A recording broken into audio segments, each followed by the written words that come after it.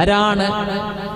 ലോക മുസ്ലിമീങ്ങൾക്ക് നേതൃത്വം കൊടുക്കാൻ അതാ പ്രവാചകന്റെ കുടുംബത്തിൽ നിന്നും ഹബീബായ മുത്തിന്റെ മുഹമ്മദ് മുസ്തഫ തങ്ങളുടെ പേരുള്ള ഒരു വ്യക്തി മഹ്ദി എന്ന സ്ഥാനപ്പേരോടുകൂടി രംഗത്ത് വരികയാണ്. അൽ മഹ്ദിയു മിൻ ഇത്റതി മിൻ ഔലാദി ഫാത്തിമ. അബൂ ദാവൂദ് ഉദ്ധരിച്ച ഹദീസാണ്. ഇമാം മഹ്ദി എന്റെ കുടുംബക്കാരനാണ്, എന്റെ പുന്നാരമോള് ഫാത്തിമയുടെ സന്താന പരമ്പരയിൽപ്പെട്ടവരാണ് റളിയല്ലാഹു അൻഹാ. മറ്റൊരു ഹദീസിൽ വരുന്നുണ്ട് അൽ മഹ്ദിയു മിന്നി അജ്ലൽ ജബ്ഹ അഖ്നൽ അൻഫ് യംലഉൽ അർള ഖിസ്തൻ വഅദ്ലാ കമാ മുലിഅത് ളുൽമൻ വജൗറാ. മഹ്ദി എന്റെ കുടുംബക്കാരനാണ്, നെറ്റിത്തടം വീതി കൂടിയ ആളാണ്, മൂക്ക് വളഞ്ഞ നടുവിൽ അല്പം ഒടിവോടുകൂടി കൂർത്തയാളാണ്. അഖ്നൽ അൻഫ് വീതി കൂടിയ നെറ്റി, മൂക്ക് വളഞ്ഞ കൂർത്തയാള്. യംലഉൽ അർള ഖിസ്തൻ വഅദ്ലാ ഭൂമി മുഴുവനും നീതി കൊണ്ട് നിറയ്ക്കും, നീതി കൊണ്ട് നിറയ്ക്കും. കമാ മുലിഅത് ളുൽമൻ വജൗറാ ഭൂമി മുഴുവനും അക്രമവും അരാജകത്വവും നടന്നു കഴിഞ്ഞ് മഹാനായ മഹദിയിലൂടെ ഉണ്ടോ. മറ്റൊരു ഹദീസിൽ വരുന്നു ലാ തദ്ഹബു ദുനിയാ ഈ ദുനിയാവ് നശിക്കുകയില്ല ഹത്താ യംലികൽ അറബ റജുലുൻ മിൻ അഹ്ലി ബൈതി. അറേബ്യ മുഴുവനും ഭരിക്കുന്ന ഒരു ഭരണാധികാരി വരും, എന്റെ കുടുംബക്കാരനാണ്. യംലികു സബ്അ സിനീൻ 7 കൊല്ലം അധികാരത്തിലിരിക്കും. ചിലർ ചോദിക്കും, ഷമ്മാസ് ഉസ്താദേ ഈ മഹദി ഇമാം മിഥ്യയല്ലേ? ഞാൻ അങ്ങനെ ഒരു പുസ്തകം വായിച്ചിട്ടുണ്ടല്ലോ. സുഹൃത്തെ, ആ പുസ്തകം എൻ്റെ കയ്യിലുണ്ട്, ആ പുസ്തകം എൻ്റെ കയ്യിലുമുണ്ട്. ഞാനിത് കണ്ട് വാങ്ങിച്ചതാ കോഴിക്കോട് ഒരു ബുക്ക് ഷാളിയിൽ. ഇമാം മഹദി യാഥാർത്ഥ്യമാണോ? അല്ലേ? യാഥാർത്ഥ്യം അല്ല എന്ന് പറയുന്നവർ ഇത് കൈവപ്പിക്കേ നോക്കട്ടെ, ആരാവുള്ളൂ? ആരുമില്ലേ? ഓ, അള്ളാഹു കാത്തിരക്ഷിക്കട്ടെ. സുഹൃത്തുക്കളെ, നൈലുൽ ഔതാർ എന്ന ഹദീസ് ഗ്രന്ഥത്തിൽ അല്ലാമ ഷൗക്കാനി റഹ്മഹുല്ലാ രേഖപ്പെടുത്തുന്നു, ഇമാം മഹദിയുടെ വിഷയത്തിൽ 50ഓളം ഹദീസ് വന്നിട്ടുണ്ട്. ഫഹിയ മുതവാത്തിറത്തുൻ ബിലാ ശക്കിൻ വലാ ശുബ്ഹ. ഒരല്പമെങ്കിലും കിതാബ് പഠിച്ചവർക്ക് മീനിങ് മനസ്സിലായി അല്ലേ? യാതൊരു സംശയവുമില്ല, ഈ ഹദീസ് മുതവാത്തിറത്തായ ഹദീസാണ്. നിവേദക പരമ്പരയിൽ ആദ്യം മുതൽ അവസാനം വരെ കളവിൽ ഏകോപിക്കാത്തതിനാണ് സുഹൃത്തുക്കളെ മുതവാത്തിറായ ഹദീസ് എന്ന് പറയുന്നത്. ഒരേ പദമല്ലെങ്കിലും ആശയം ഒന്നാണ്. 50ഓളം റിവായത്തുകൾ. മനസ്സിലായോ? ഞാൻ ഇടയ്ക്ക് ഇങ്ങനെ ക്ലാസ് എടുക്കും കേട്ടോ, ഇടയ്ക്ക് നീട്ടുകയും ചെയ്യും. പെണ്ണുങ്ങൾക്ക് നീട്ടുന്നതാണ് ഇഷ്ടം. എനിക്കൊരു നിർബന്ധമുണ്ട്, 2 മണിക്കൂർ വിഷയം അവതരിപ്പിക്കുമ്പോൾ സദസ്സിന് എന്തെങ്കിലും ഒന്ന് കിട്ടണ്ടേ അല്ലേ? ഒരു ചരിത്രം തുടങ്ങി അങ്ങ് നീട്ടി പരത്തി പറഞ്ഞാൽ അല്ലേ, ഇൻഷാ അല്ലാഹ് അടുത്ത പ്രാവശ്യം വരുമ്പോൾ മറിയം ബീവിയുടെ ചരിത്രം അങ്ങനെ അങ്ങ് പറയാം, ഖുർആൻ ഓതി. ഇന്നിപ്പോ പറയാൻ സമയം കിട്ടൂല. അപ്പോ ആരും സംശയിക്കണ്ട. എന്നിട്ട് ഷൗക്കാനി പറയുകയാണ്, ഫീഹി സഹീഹു വൽ ഹസനു വൽ ലഈഫു. അതിൽ സഹീഹായ ഹദീസുണ്ട്, ഹസനായ ഹദീസുണ്ട്, ലഈഫായ ഹദീസുമുണ്ട്. 50ഓളം റിവായത്തുകൾ, 50ഓളം ഹദീസുകൾ. പോരെ? ആരാ മഹദി? മറ്റൊരു ഹദീസിൽ വരുന്നു, അല്ലാഹുവിന്റെ റസൂല് പറഞ്ഞു, അൽ മഹ്ദിയു മിന്നി യുവാതിഉ ഇസ്മഹു ഇസ്മി. മഹദി എന്റെ കുടുംബക്കാരനാണ്, എന്റെ പേരും അവരുടെ പേരും ഒന്നാണ്, മുഹമ്മദ് എന്നാണ്. പിതാവിന്റെ പേര് അബ്ദുള്ള എന്നുമാണ്. അവരുടെ സ്ഥാനപ്പേരാണ് മഹദി. ഇമാം മഹദി പുറപ്പെടുന്നത് എപ്പോഴാ? അതിന്റെ പശ്ചാത്തലം എവിടെയാണ് പുറപ്പെടുന്നത്? എല്ലാം ഹബീബായ മുത്ത് മുഹമ്മദ് മുസ്തഫ നമുക്ക് പഠിപ്പിച്ചു തരികയാണ്. ഹദീസിൽ വരുന്നുണ്ട്, ഇമാം മഹദി റളിയല്ലാഹു അൻഹു അൽ മഹ്ദിയു മിന്നാ അഹ്ലുൽ ബൈത്ത്. അഹ്ലുൽ ബൈത്തിൽപ്പെട്ട നമ്മുടെ കുടുംബക്കാരനാണ് മഹദി. അല്ലാഹുവിന്റെ റസൂൽ പറയുന്നു, യുസ്ലിഹുല്ലാഹു ഫീ ലൈല. ഒറ്റ രാത്രി കൊണ്ട് ബഹുമാനപ്പെട്ടവരെ പക്വമതിയാക്കുന്നതാണ്. ഒറ്റ രാത്രി കൊണ്ട്. ഒറ്റ രാത്രി കൊണ്ടാണ് മുസ്ലിം ലോകത്തിന്റെ നേതൃത്വം ഏറ്റെടുക്കാൻ അള്ളാഹു അവർക്ക് കരുത്തു കൊടുക്കുന്നത്. തുർമുദിയുടെ ഹദീസാണ്. മഹദി ഇമാം വരുന്ന സ്ഥലം നമുക്കൊന്ന് പരിശോധിക്കാം. അല്ലാഹുവിന്റെ റസൂല് പറയുകയാണ്, യകൂനു മൗതു ഖലീഫ, ഒരു ഭരണാധികാരിയുടെ മരണം സംഭവിക്കും. ഒരു ഭരണാധികാരിയുടെ മരണം സംഭവിക്കുമ്പോൾ മദീനത്ത് നിന്നും എന്റെ കുടുംബക്കാരനായ ഒരു വ്യക്തി പേടിച്ചു ഓടുകയാണ് ഇലാ മക്ക, പരിശുദ്ധ ഹറമിലേക്ക്. ഹാരിബൻ എന്ന ഹദീസിൽ വന്നത് ഹാരിബൻ, വിഭ്രാന്തിയിൽ ഓടുകയാണ് മദീനയിൽ നിന്ന് മക്കത്തേക്ക്, ഹറമിലേക്ക്. നോക്കൂ, ഫയഅതൂനഹു അഹ്ലു മക്ക ഫയുഖ്രിജൂനഹു ഫയുബായിഊന. മക്കക്കാർ ഈ വ്യക്തിയുടെ മുന്നിൽ വന്നുകൊണ്ട്, നിങ്ങൾ ഇവിടെ ഒളിച്ചിരിക്കാതെ, നിങ്ങൾ ഇവിടെ അടങ്ങിയിരിക്കാതെ പുറത്തേക്ക് വരണമെന്ന് പറഞ്ഞുകൊണ്ട് ബൈഅത്ത് ചെയ്യുമെന്ന് മുഹമ്മദ് മുസ്തഫ. ബൈനർ റുക്നി വൽ മഖാം, ഹജറുൽ അസ്വദിന്റെയും മഖാം ഇബ്രാഹിമിന്റെയും ഇടയിൽ വെച്ച് ബൈഅത്ത് നടക്കും. കണ്ടോ? ഇനി അല്ലാഹുവിന്റെ റസൂല് പറയുകയാണ്, ഇദാ റഅയ്തുമുർ റായാതിസ് സൂദ യഅതൂന മിൻ ഖിബലി ഖുറാസാൻ ഫഅതൂനഹാ ഫഇന്ന ഫീഹാ ഖലീഫത്തുല്ലാഹിൽ മഹ്ദി. ഇമാത്തിസ്സൂദ്, കറുത്ത പതാകകൾ, കറുത്ത കൊടികൾ. യഅതൂന മിൻ ഖിബലി ഖുറാസാൻ, ഖുറാസാന്റെ ഭാഗത്തു നിന്ന് വരുന്നത് കണ്ടാൽ ഫഅതൂഹാ, നിങ്ങൾ അങ്ങോട്ട് ചെന്നോ. ഫഇന്ന ഫീഹാ ഖലീഫത്തുല്ലാഹിൽ മഹ്ദി, ആ സംഘത്തിൽ ഇമാം മഹദിയുണ്ട്. ഇമാം മഹദിക്ക് കിട്ടുന്ന സഹായം ആ സംഘത്തിനുണ്ട് എന്ന് മുഹമ്മദ് മുസ്തഫ. ഖുറാസാൻ, ഇന്ന് ഖുറാസാൻ എവിടെയാണെന്നറിയോ? പകുതി ഇറാനിലും പകുതി അഫ്ഗാനിലുമാണ്. അഫ്ഗാന്റെ ഭാഗത്തു നിന്ന് കറുത്ത കൊടി വന്നാൽ നിങ്ങൾ ചെന്നോ. അപ്പൊ നിങ്ങൾ പറയും, ഉസ്താദെ കറുത്ത കൊടിയുമായിട്ട് അവിടെ നിന്ന് വന്നവരാണല്ലോ മുല്ല ഉമറിന്റെ ആൾക്കാർ, താലിബാൻ എന്ന് നിങ്ങൾ പറയും അല്ലേ? സുഹൃത്തുക്കളെ, ഖണ്ഡിതമായിട്ട് നമുക്ക് പറയാൻ കഴിയില്ല. നോക്കൂ, ഇമാം മഹദി ബൈഅത്ത് ചെയ്യപ്പെട്ട് രംഗത്ത് വരുമ്പോ അതിനു മുമ്പ് പല സംഭവങ്ങളും അരങ്ങേറും. അല്ലാഹുവിന്റെ റസൂല് പറഞ്ഞു, യൂഷികുൽ ഫുറാതു അൻ യഹ്സിറ അൻ കൻസിൻ മിൻ ദഹബ്, عن كنز من ذهب وفي رواية عن جبل من ذهب فمن حضره فلا يأخذ منه شيئا. ഇമാം മുസ്ലിമിന്റെ ഹദീസാണ്. അല്ലാഹുവിന്റെ റസൂല് പറഞ്ഞു, സമീപ ഭാവിയിൽ ഇറാഖിലൂടെ ഒഴുകുന്ന യൂഫ്രട്ടീസ് നദിയുടെ വെള്ളം വറ്റും. അങ്ങനെ സ്വർണത്തിന്റെ ഒരു നിധി, അല്ലെങ്കിൽ ഒരു റിവായത്തിൽ സ്വർണത്തിന്റെ ഒരു മല വെളിവാകാൻ അടുക്കുകയാണ്.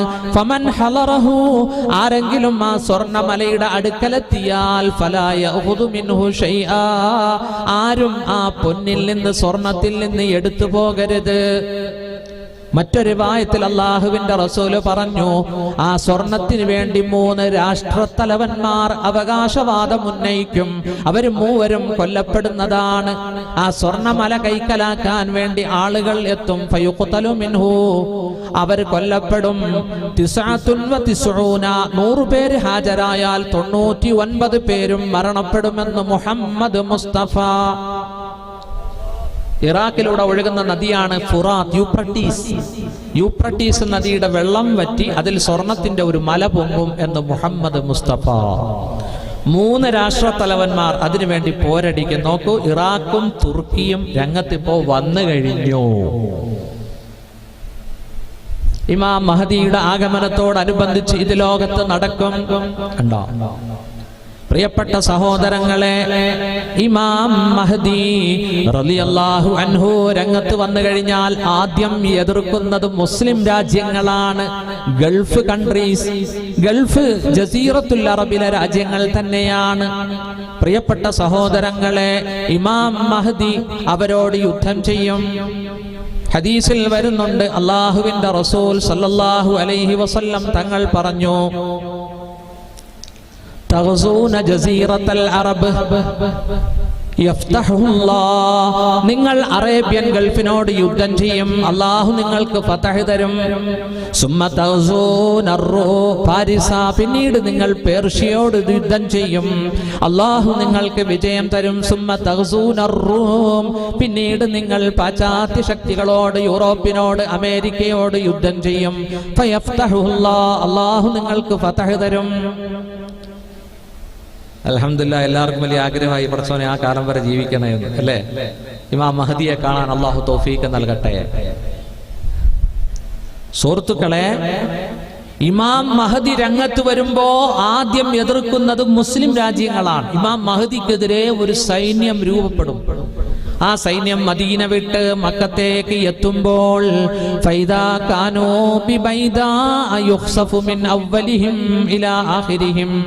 അവരെ അള്ളാഹു ഒരു മൈതാനത്ത് വെച്ച് ഭൂമിയിലേക്ക് ആഴ്ത്തിക്കളയും. എല്ലാവരും മരിച്ചു പോകും. 2 or 3 പേരെ അള്ളാഹു ബാക്കി വെക്കും. എന്തിന്? ലോകത്തിങ്ങനെ ഒരു സംഭവം നടന്നു എന്ന് മാലോകരെ ഒന്ന് അറിയിക്കണ്ടേ? അതിന് 2 or 3 ആളുകളെ അള്ളാഹു ബാക്കി വെക്കും. അവരിലൂടെ ലോകം അറിയും. പരിശുദ്ധ ഹറമിൽ വെച്ച് ബൈഅത്ത് ചെയ്ത ആ സംഭവത്തോടുകൂടി അവരോട് യുദ്ധം ചെയ്യാൻ പുറപ്പെട്ട ഈ മുസ്ലിം സൈന്യത്തെ അള്ളാഹു ഭൂമിയെ കൊണ്ട് വിഴുങ്ങി എന്ന് വരുമ്പോ എല്ലാവരും പിന്നെ ഇമാം മഹദിയെ അംഗീകരിക്കുകയാണ്. നോക്കൂ, ഇമാം മഹദി വൻ രാഷ്ട്രങ്ങളോട് യുദ്ധം ചെയ്യും. അമേരിക്കയോട്, യൂറോപ്പിനോട്, ജപ്പാൻ, റഷ്യ, ചൈനയോട്. ഇതെല്ലാം ഹദീസിൽ വരുന്നുണ്ട്. എല്ലാം 9-10 മാസങ്ങൾക്കുള്ളിൽ തീരും. കണ്ടോ? ഏറ്റവും പ്രധാനപ്പെട്ട ഒരു യുദ്ധമാണ് മൽഹമത്തുൽ കുബ്ര, ജൂത ക്രൈസ്തവർ വിശ്വസിക്കുന്ന ആർമഗഡൻ യുദ്ധം. മുസ്ലിമീങ്ങൾക്ക് അതേക്കുറിച്ച് വളരെ കുറച്ച് അറിവേ ഉള്ളൂ. ആർമഗഡൻ യുദ്ധം, ആ യുദ്ധത്തോടു കൂടിയാണ് പ്രിയപ്പെട്ട സഹോദരങ്ങളെ ദജ്ജാലിന്റെ പുറപ്പാടും. നോക്കൂ, 70,000 ജൂതന്മാർ ദജ്ജാലിന്റെ കൂട്ടത്തിൽ പടപൊരുതും, മുസ്ലിമീങ്ങളെ നേരിടുമെന്ന് ഹദീസിലുണ്ട്. 70,000 ജൂതന്മാർ ദജ്ജാലിന്റെ പിന്നിൽ അണിനിരന്നുകൊണ്ടുവരുന്ന യുദ്ധം സംഭവിക്കുകയാണ്. ഞാൻ അങ്ങോട്ട് കടക്കുന്നില്ല. ഇമാം മഹദിയുടെ ആ സംഭവങ്ങളെല്ലാം നമ്മളൊന്ന് പഠിക്കണം. പ്രിയപ്പെട്ട സഹോദരങ്ങളെ, അങ്ങനെ മഹദി ഇമാമിന്റെ പുറപ്പാടോടുകൂടിയാണ് ബഹുമാനപ്പെട്ട ഈസാ നബിയുടെ ആ ആകാശത്തു നിന്നുള്ള പുനരാഗമനം സംഭവിക്കുന്നത്. അല്ലാഹുവിന്റെ റസൂല് പറഞ്ഞു, കൈഫ അൻതും ഇദാ നസല ഫീകും ഇബ്നു മറിയം വഇമാമുകും മിൻകും. കൈഫ അൻതും, നിങ്ങൾക്ക് എന്തൊരു സന്തോഷമായിരിക്കും. ഇദാ നസല ഇബ്നു മറിയം, മറിയമിന്റെ പുത്രൻ ഈസാ നബി ഇറങ്ങി വരുമ്പോൾ, വഇമാമുകും മിൻകും, അപ്പോൾ നിങ്ങളുടെ ഇമാം, നിങ്ങളിൽ നിന്നുള്ള ഇമാം ജീവിച്ചിരിക്കുന്ന സമയമാണ്. ഇമാം മഹദി ജീവിച്ചിരിക്കുമ്പോൾ വന്നു കഴിയുമ്പോഴാണ് ഈസാ നബി ഇറങ്ങി വരുന്നത് അലൈഹിസ്സലാം.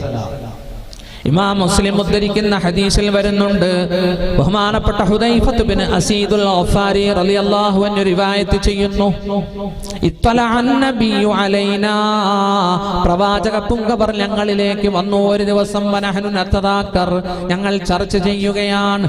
അല്ലാഹുവിന്റെ റസൂൽ സല്ലല്ലാഹു അലൈഹി വസല്ലം ചോദിച്ചു, മാ തദ്കുറൂൻ, നിങ്ങൾ എന്താണ് ചർച്ച ചെയ്യുന്നത്? നിങ്ങൾ എന്താണ് ചർച്ച ചെയ്യുന്നത്? നദ്കുറു സാഅത യാ റസൂലല്ലാഹ്, ഞങ്ങൾ ഖിയാമത്ത് നാളാണ് ചർച്ച ചെയ്യുന്നത്. അവിടെന്ന് പറഞ്ഞു, ഇന്നഹാ ലൻ തഖൂമ, അത് സംഭവിക്കുകയില്ല, ഹത്താ തറൂ ഖബ്ലഹാ 10 ആയാത്ത്, 10 അടയാളങ്ങൾ പുലരുന്നത് വരെ. 10 അടയാളം. ഇൻഷാ അല്ലാഹ് നമുക്ക് ആ 10 അടയാളം വിവരിക്കാം. സമയം പരിമിതമാണ്, എന്നാലും ഇൻഷാ അല്ലാഹ്. ഏതൊക്കെയാണ് 10 അടയാളം? ഫദക്കറ ദുഖാൻ, അവിടെ നിന്ന് എണ്ണി ഒന്ന് പുക പുറപ്പെടുകയാണ്. വദ്ദജ്ജാൽ, ദജ്ജാൽ പുറപ്പെടുകയാണ്. വദ്ദാബ്ബ, ദാബത്തുൽ അർള് പുറപ്പെടുകയാണ്. വനുസൂലു ഈസാ ഇബ്നു മറിയം, ഈസാ നബിയുടെ പുനരാഗമനം. വയഅജൂജ് വമഅജൂജ്, യഅജൂജും മഅജൂജും പുറപ്പെടുകയാണ്.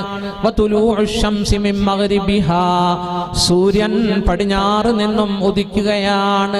വസലാസത്തു ഖുസൂഫ്, 3 ഭൂകമ്പങ്ങൾ സംഭവിക്കും, ഭൂമി ആഴ്ത്തപ്പെടുകയും ചെയ്യും.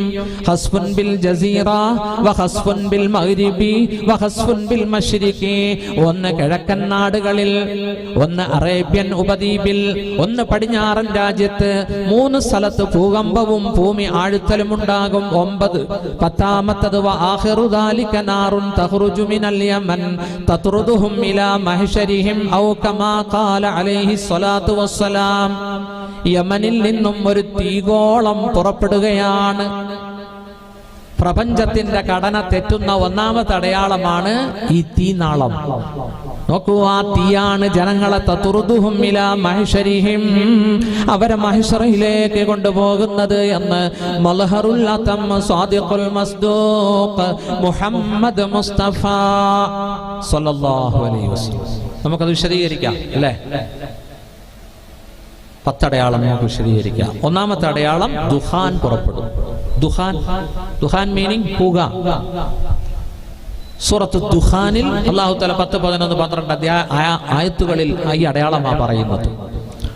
فارتقب يوم تأتي السماء بدخان مبين يغشى الناس هذا عذاب أليم ربنا اكشف عنا العذاب إنا مؤمنون.